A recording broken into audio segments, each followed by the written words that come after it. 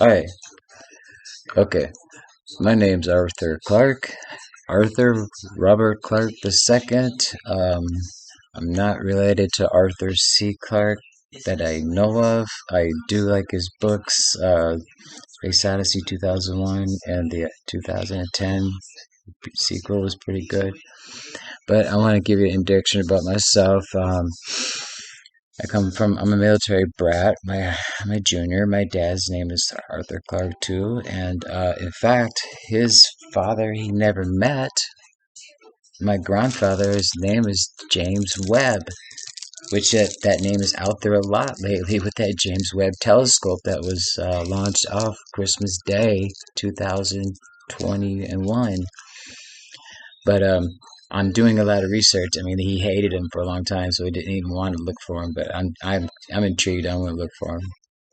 But anyways, I do listen to Donuts and Russell Brand and Joe Rogan, the other real news and stuff. And I I I I do talk and chat to other people about that. But myself, I am kind of a prophet too. I have had visions in my life. My God has helped me through the things in the past and shown me things that were kind of disturbing at first, But he was showing me the world, and sometimes things out in the world are uncomfortable and violent, and he gives me a warning when something might happen in my life, and maybe I can prevent it or help somebody else out.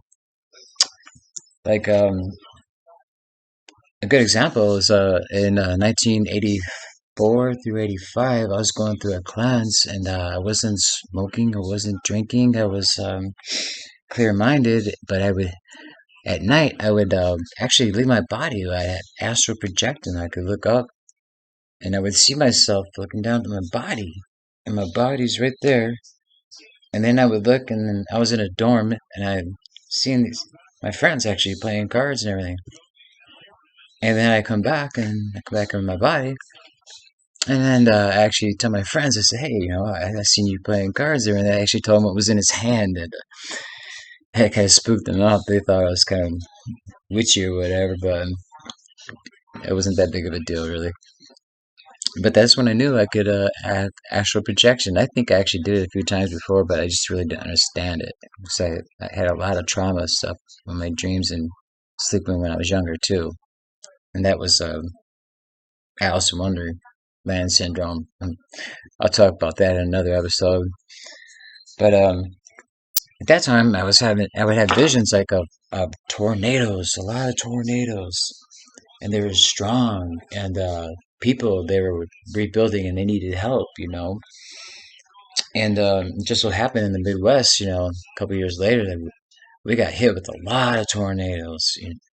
Kansas got hit, Tennessee got hit, Mississippi, Missouri, up towards Wisconsin. It was pretty bad. It was a pretty bad season, and a lot of um, a lot of the visions I had too were like they would transfer over into like I seen helicopters, and it was Apache helicopter that I saw before it was even class or unclassified to the world. I seen it, and I seen that, and with like swirling a lot of sand. It was like in a desert, a lot of commotion, a lot of movement, and it was squadrons of these helicopters. So I didn't think it was like exercises going on in America. This was pretty big I mean squadrons moving around. So I knew it was something big. That was in 1985. Since then, I rode out to had a motorcycle. I rode out and lived with my grandma out in California.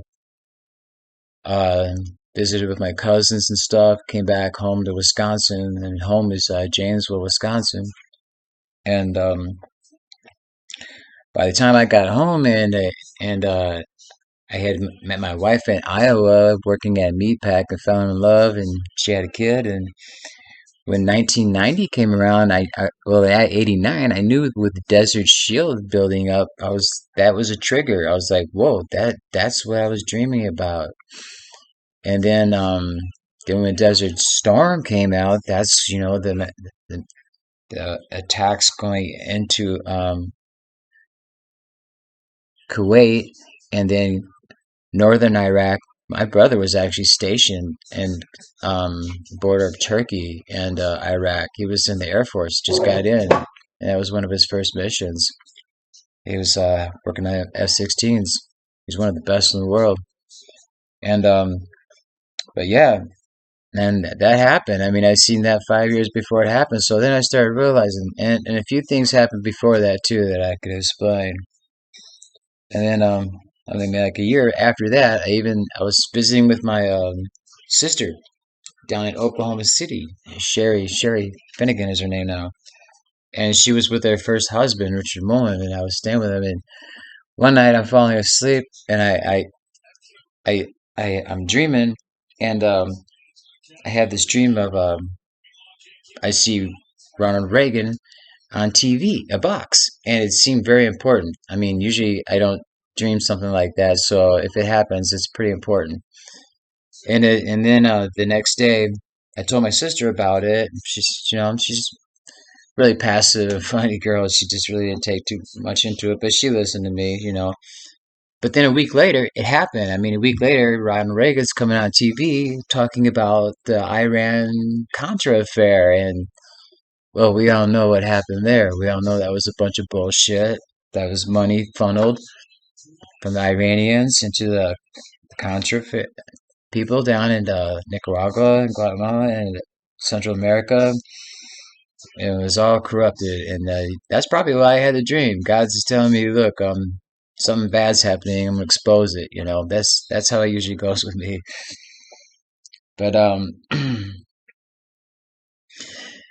and then I dream about family stuff too. I mean, like with my wife in 1987, I was back staying with my parents. I was kind of like a couch surfer. Didn't really have a big goals in my life and everything at the time. But then I wanted to get a good job and I wanted to get married and have a kid. That was on my mind a lot.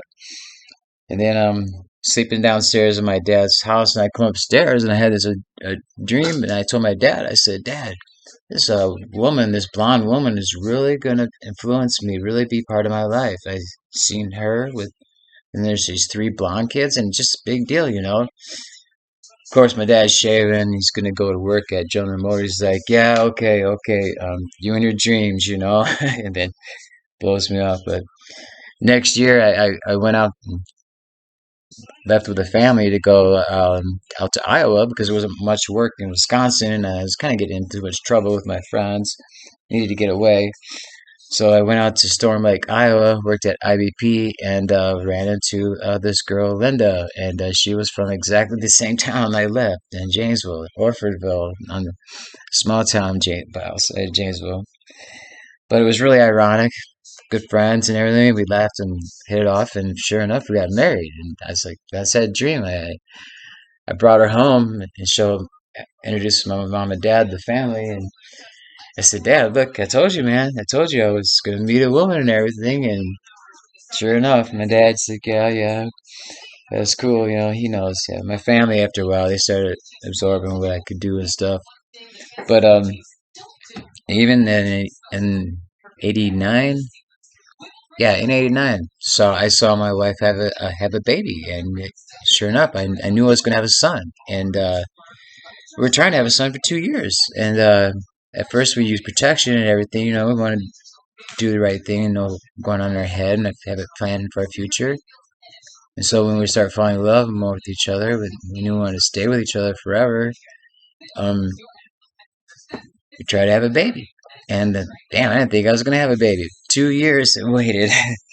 I didn't think I thought I had low swimmers or whatever. Like I was cursed.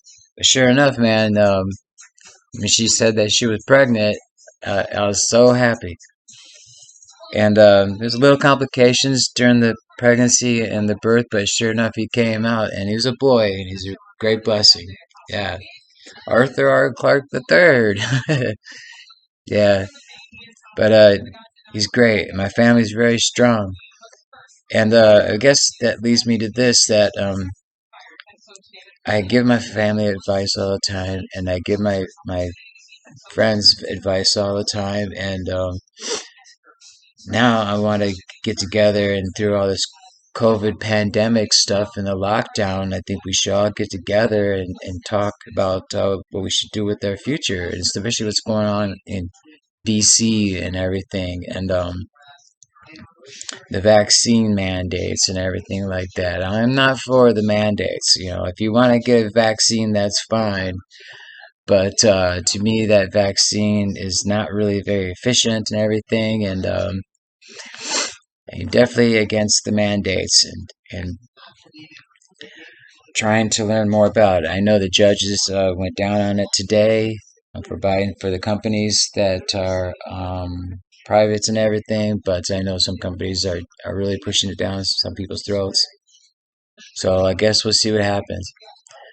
On this note, I will talk to you later, and I'll have more constructive stuff more, and I'll give you more of my prophecies that are really interesting, some of the stuff that happened in my life, and we'll talk more.